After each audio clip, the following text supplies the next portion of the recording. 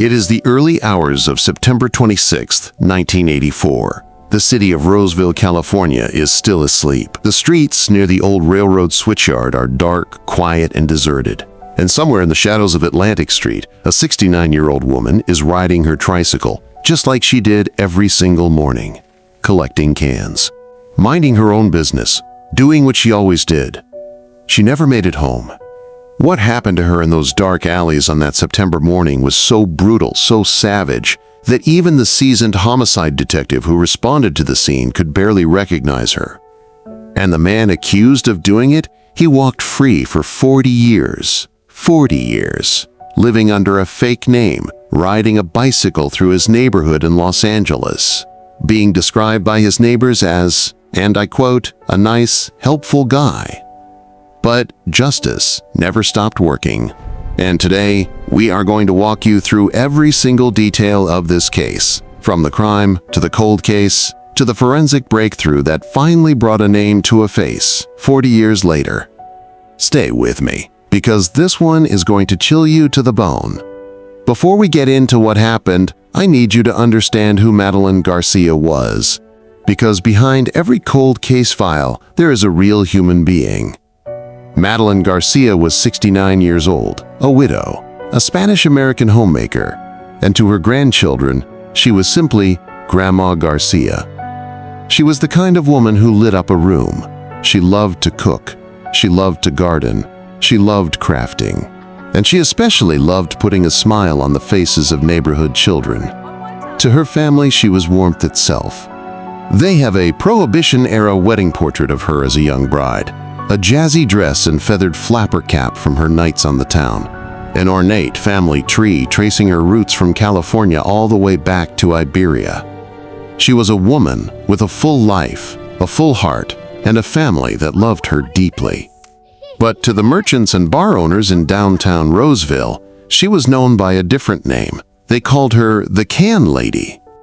Every single morning, before the sun came up, Madeline Garcia would venture out through the unlit alleys and avenues of central Roseville. Sometimes she'd be riding her large custom-built tricycle. Other times she'd be trudging along in a fluffy coat and a floppy hat, hauling a bag of aluminum cans over her shoulder. She collected cans from trash bins, not because she was homeless or poor. She lived in a tidy craftsman home just a 15-minute walk from the rail yard. She did it because it was her routine, her rhythm, her morning. Some neighbors called her the early riser, others just waved as she passed. She was, as investigators would later describe, an offbeat fixture of the historic quarter. Her die-hard morning routine as much a part of the city as the freight trains that rolled through Roseville's massive switchyard. She was predictable, she was kind, and on the morning of September 26, 1984, someone used that predictability against her. Let me take you back to that morning. It is the pre-dawn hours of September 26, 1984. A patrol car moves slowly down Atlantic Street in Roseville. The headlights cut through smoke-brushed air near the largest railroad switchyard on the West Coast, this part of town. This was not the suburban Roseville people know today. This was the twilight of blue-collar Roseville, a worn-out railroad town. Rundown bars on one side of the street, cold rails and bending shadows on the other, barking voices, clanking bottles, and the occasional boxcar rider huddled around a campfire in the dark. Then, a call comes over the radio.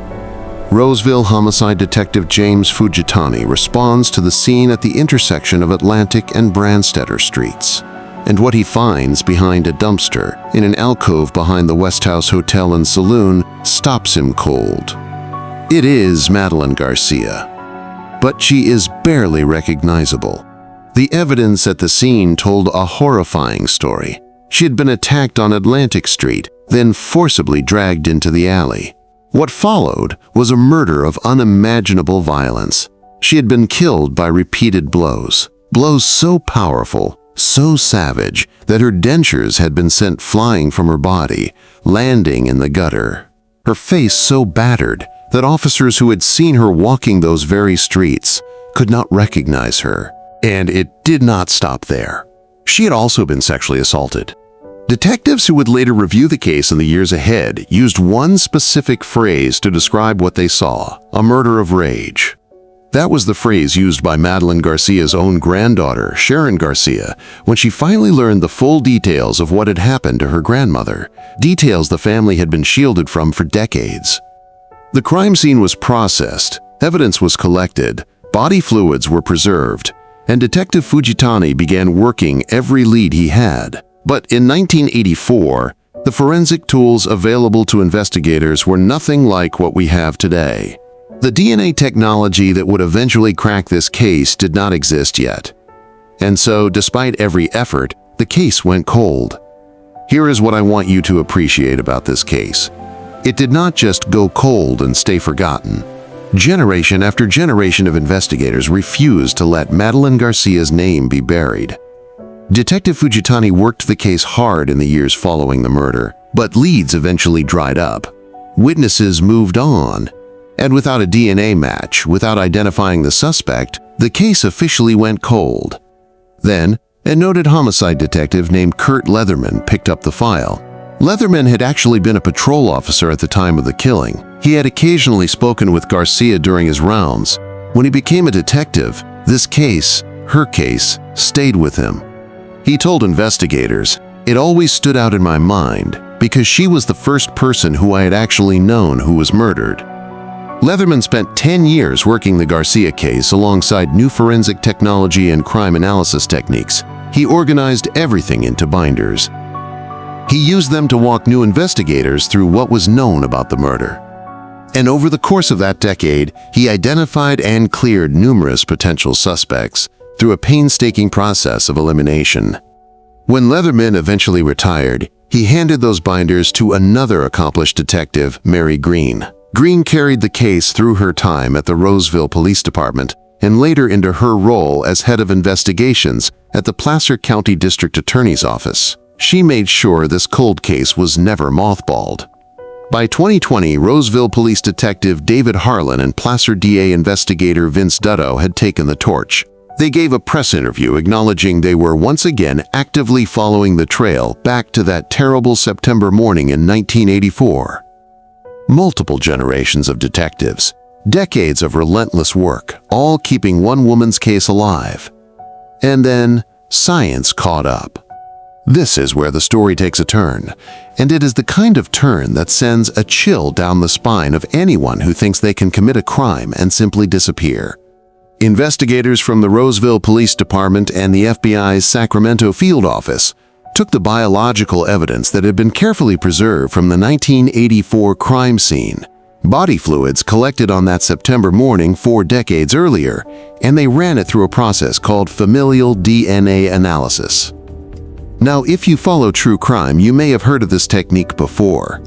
It is the same forensic method that finally identified Joseph D'Angelo, the infamous Golden State Killer, after decades of evading law enforcement.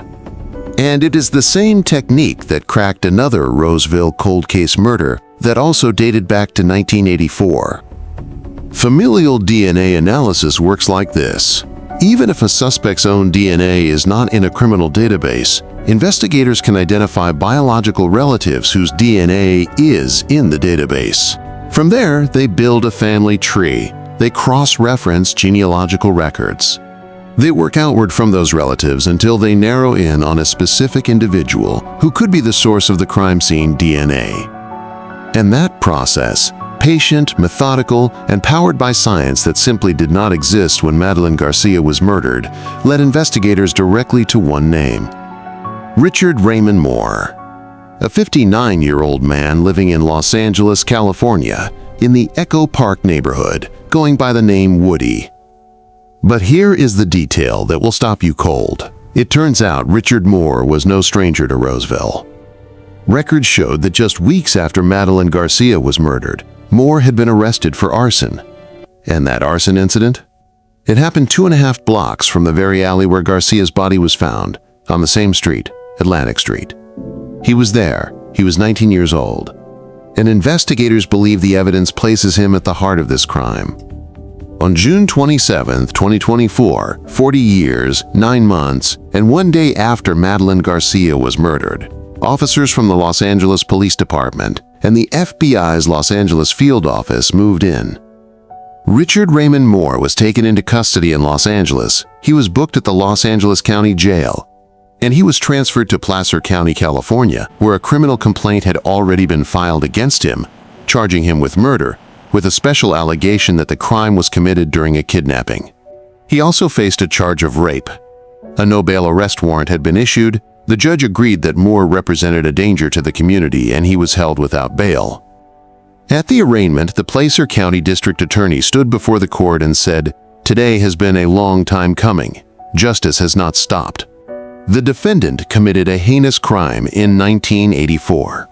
And anyone who can commit that kind of crime, no matter their age, no matter the time that has passed, represents a danger to our community.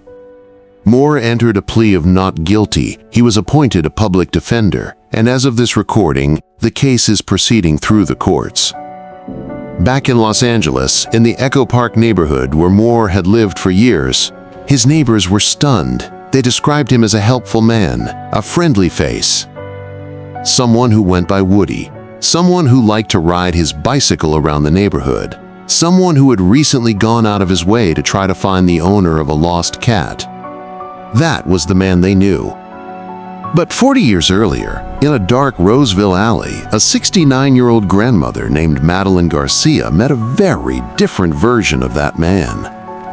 Now, I want to address something carefully and respectfully because this is a question that often comes up in cases like this. Were there warning signs? Could anything have helped Madeline Garcia avoid this fate? Let me be honest with you, and evidence-based in my answer. Madeline Garcia had an established, public, predictable morning routine. Every day, before sunrise, she walked or rode through the same unlit alleys and avenues of downtown Roseville. She was alone, she was elderly, and she moved through areas of the city that, by all accounts, were known to be rough after dark. Run-down bars, railroad workers, transient individuals near the switchyard. Her routine made her, unfortunately, a predictable and vulnerable target in a part of town that was not well lit and not well patrolled in the pre-dawn hours.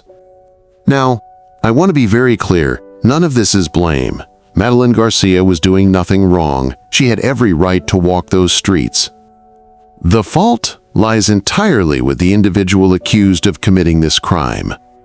But from a personal safety perspective, elderly individuals who keep highly predictable, solo, pre-dawn routines in isolated areas do carry an elevated risk. Varying routine, walking with company, or choosing better lit paths can reduce exposure to opportunistic violence. The harder truth is this.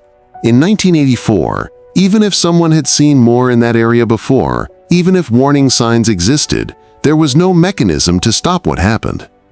He had no prior violent record at that point. He was a teenager, and he allegedly struck without warning. The only real answer, the only justice, was what finally came in 2024: science, persistence, and detectives who never gave up.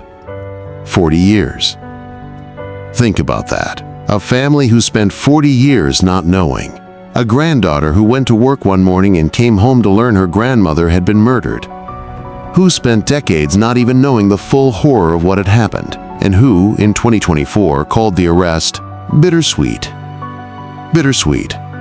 Because justice came, but it came 40 years too late to undo the pain. What this case tells us is something I think about every time I cover a cold case. It tells us that science is patient, that DNA does not forget, that preserved evidence from 1984 can still speak the truth in 2024, and that the detectives, Fujitani, Leatherman, Green, Harlan, Dutto, every single one of them who touched this file but couldn't close it, they are the reason a family has an answer today. Richard Raymond Moore has pleaded not guilty. The case is ongoing, and the courts will ultimately determine his fate. But here's the question I want to leave you with today, and I want you to answer this in the comments below. Do you believe 40-year-old DNA evidence is strong enough for a conviction on its own, or should there be additional corroborating evidence required in cold cases this old? Drop your thoughts below. I read every single comment. And if this video gave you something to think about, if you believe in justice for victims like Madeline Garcia, who almost became just another forgotten cold case, then hit that subscribe button right now. Because we cover cases like this every week, cases where ordinary people were failed by circumstance and eventually found by science. Until next time, stay safe, stay aware, and never stop asking questions.